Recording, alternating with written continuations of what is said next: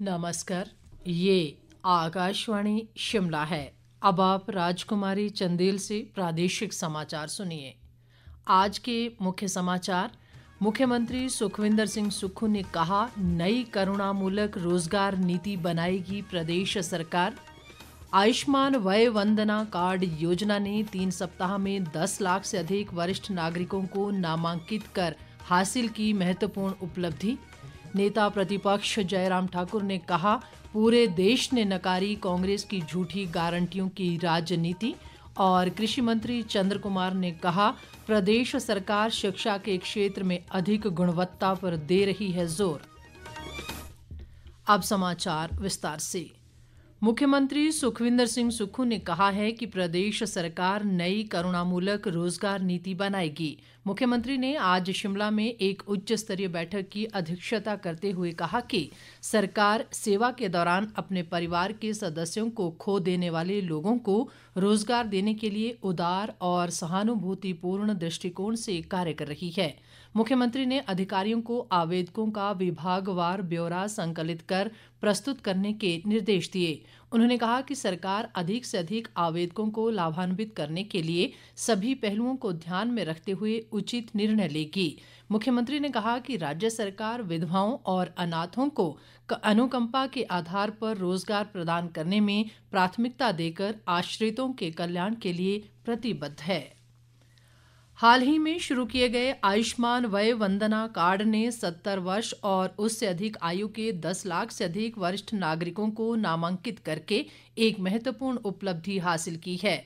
ये कार्ड वृद्ध नागरिकों को आयुष्मान भारत प्रधानमंत्री जन आरोग्य योजना के अंतर्गत निशुल्क स्वास्थ्य लाभ प्राप्त करने में सक्षम बनाता है। स्वास्थ्य और परिवार कल्याण मंत्रालय ने कहा है कि ये उपलब्धि प्रधानमंत्री नरेंद्र मोदी द्वारा 29 अक्टूबर को लॉन्च किए जाने के 3 सप्ताह के भीतर हासिल की गई है। आयुष्मान वय वंदना कार्ड के तहत अब तक 9 करोड़ रुपए खर्च किए गए हैं, जिसमें 70 वर्ष और उससे अधिक आयु के 4,800 से अधिक वरिष्ठ नागरिकों को लाभ हुआ है। इनमें 1,400 से अधिक महिलाएं शामिल हैं। इस कार्ड के तहत कई गंभीर बीमारियों में इलाज की सुविधा मिलती है। इस वर्ष सितंबर में केंद्रीय मंत्रिमंडल ने PMJAY के एक महत्वपूर्ण विस्तार को मंजूरी दी थी, जो 70 वर्ष और उससे अधिक आयु के वरिष्ठ नागरिकों के लिए है। प्रदेश सरकार के एक प्रवक्ता ने कहा है कि शिक्षा का अधिकार अधिनियम 2009 के तहत निजी स्कूलों में सामाजिक और आर्थिक रूप से वंचित वर्गों के बच्चों के लिए 25% आरक्षण अनिवार्य है। इसका उद्देश्य शिक्षा में समावेशिता और समानता को बढ़ावा देना है। प्रवक्ता ने कहा कि वंचित वर्गों और विशेष समूह के बच्चे इन आरक्षित सीटों के लिए पात्र होंगे और स्कूल किसी भी बच्चे को प्रवेश देने से इनकार नहीं कर सकते हैं। राष्ट्रीय युवा महोत्सव 2025 को अगले वर्ष 11 और 12 जनवरी को विकसित भारत युवा नेताओं के संवाद के रूप में मनाया जाएगा। केंद्रीय युवा मामले और खेल मंत्री डॉक्टर मनसुख मांडविया ने आज नई दिल्ली में एक संवाददाता सम्मेलन को संबोधित करते हुए इसकी घोषणा की। मांडविया ने कहा कि ये मंच देश की युवा शक्ति को प्रधानमंत्री नरेंद्र मोदी के समक्ष बातचीत करने और अपना दृष्टिकोण प्रस्तुत करने का अवसर प्रदान करेगा। मांडविया ने कहा कि इस संवाद का उद्देश्य देश भर के युवाओं में प्रतिभा की पहचान करना और उन्हें विकसित करना है, साथ ही उन्हें विकसित भारत के लिए अपने दृष्टिकोण को साझा करने के लिए एक प्रभावी मंच प्रदान करना है। हम देश के कोने कोने से सभी युवाओं को इस कार्यक्रम में जोड़ना चाहते हैं। Give this talent and opportunity to present their vision before the honourable prime minister Modi. हम अपने आइडिया शेयर करने के लिए, अपनी बात करने के लिए दिल्ली में 2 दिन का कार्यक्रम आयोजित होगा। इस कार्यक्रम में एक देश के युवा अलग अलग थीम के द्वारा आएंगे। पूर्व केंद्रीय मंत्री व हमीरपुर संसदीय क्षेत्र से सांसद अनुराग सिंह ठाकुर ने कहा है कि प्रदेश हाईकोर्ट द्वारा हटाए गए मुख्य संसदीय सचिवों को विधायक पद से इस्तीफा देकर दोबारा चुनाव लड़ना चाहिए। अनुराग सिंह ठाकुर ने आज हमीरपुर में पत्रकारों से बातचीत करते हुए कहा कि सरकार ने जो पैसा इन मुख्य संसदीय सचिवों पर खर्च किया है वो सारा पैसा वसूल कर वापस प्रदेश के खजाने में जमा किया जाना चाहिए। जिन विधायकों को चीफ पार्लियामेंट्री सेक्रेटरी बनने का अवसर दिया वो कानून के खिलाफ था। पहले दिन से कांग्रेस को पता था, लेकिन उसके बावजूद कर्जे में डूबी हिमाचल प्रदेश की कांग्रेस की सरकार उन्होंने और कर्जा चढ़ाने का काम किया, क्योंकि सुविधाएं देने का काम जो सबको किया है उससे केवल हिमाचल प्रदेश में कर्जा ही बढ़ा है। करोड़ों रुपए इनके ऊपर खर्च किए गए। अब ये करोड़ों रुपए इनको सरकारी खजाने में जमा कराने चाहिए और सभी विधायकों को अपने पद से इस्तीफा देकर दोबारा चुनाव लड़ना चाहिए। ये उचित नहीं है, क्योंकि जनता के साथ खिलवाड़ किया है। जो सुख सुविधाएं उनको नहीं मिलनी चाहिए थी उनका उन्होंने लाभ उठाया। हमीरपुर नगर परिषद को नगर निगम का दर्जा दिए जाने पर पूर्व केंद्रीय मंत्री अनुराग ठाकुर ने कहा कि प्रदेश सरकार के इस निर्णय से शहरीकरण को बढ़ावा मिलेगा। उन्होंने कहा कि जब भी नगर निगम स्थापित हो तो विकास के कार्यों पर बल दिया जाना चाहिए और सभी को मिलकर हमीरपुर के चहुमुखी विकास पर काम करना चाहिए। इस बीच मुख्यमंत्री के राजनीतिक सलाहकार सुनील शर्मा बिट्टू ने हमीरपुर को नगर निगम का दर्जा देने और यहां भवन निर्माण एवं अन्य सन्निर्माण कामगार कल्याण बोर्ड का कार्यालय खोलने के प्रदेश मंत्रिमंडल के निर्णय को ऐतिहासिक बताते हुए मुख्यमंत्री सुखविंदर सिंह सुक्खू का आभार व्यक्त किया है। बाकी समाचार अंतराल के बाद।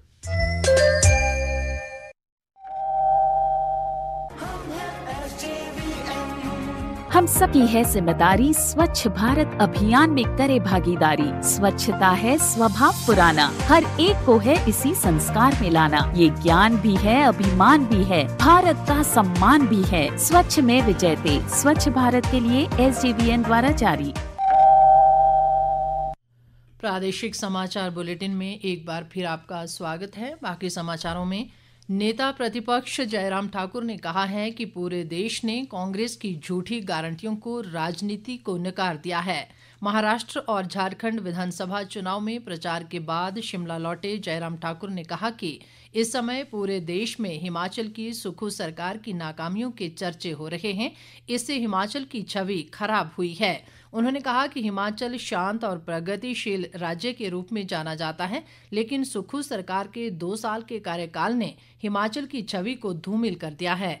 जयराम ठाकुर ने कहा कि कांग्रेस की नीतियों की वजह से हिमाचल विकास की दौड़ में बहुत पीछे रह गया है, जिसकी भरपाई करना आसान नहीं है। उन्होंने कहा कि प्रधानमंत्री नरेंद्र मोदी के नेतृत्व में भाजपा अपने हर चुनावी संकल्प को निर्धारित समय में पूरा करती है और इस नीति ने देश की राजनीति को एक नई दिशा दिखाई है। कृषि व पशुपालन मंत्री चंद्र कुमार ने कहा है कि प्रदेश सरकार शिक्षा क्षेत्र में विस्तार से अधिक गुणवत्ता पर जोर दे रही है। ज्वाली विधानसभा क्षेत्र के तहत चलवाड़ गांव में एक निजी स्कूल के वार्षिक पुरस्कार वितरण समारोह के मौके पर बोलते हुए उन्होंने कहा कि प्रदेश सरकार शैक्षणिक संस्थानों के आधारभूत ढांचे को मजबूत कर शिक्षा की गुणवत्ता में सुधार ला रही है। उन्होंने कहा कि राज्य में सरकारी स्कूलों के साथ साथ निजी स्कूलों ने भी शिक्षा के विस्तार में अहम भूमिका निभाई है। चंद्र कुमार ने कहा कि प्रदेश में शिक्षा के विस्तार के लिए सभी सरकारों ने काम किया है, लेकिन अब शिक्षा की बेहतर गुणवत्ता को सुनिश्चित बनाना जरूरी है।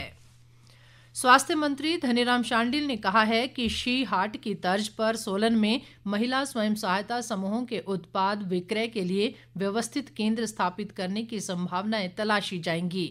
शांडिल आज सोलन में जिला स्तरीय 20 सूत्रीय कार्यक्रम समीक्षा समिति की बैठक की अध्यक्षता कर रहे थे। उन्होंने कहा कि प्रदेश सरकार के लिए महिला सशक्तिकरण सबसे महत्वपूर्ण है। उन्होंने कहा कि महिलाएं स्वयं सहायता समूहों से जुड़कर अपनी और प्रदेश की आर्थिकी में सकारात्मक योगदान दे रही हैं। स्वास्थ्य मंत्री ने बाद में जिला कल्याण समिति की समीक्षा बैठक की अध्यक्षता भी की। चंबा जिला में प्राकृतिक खेती से तैयार मक्की की खरीद प्रदेश सरकार द्वारा निर्धारित न्यूनतम समर्थन मूल्य पर आज से आरंभ हो गई है।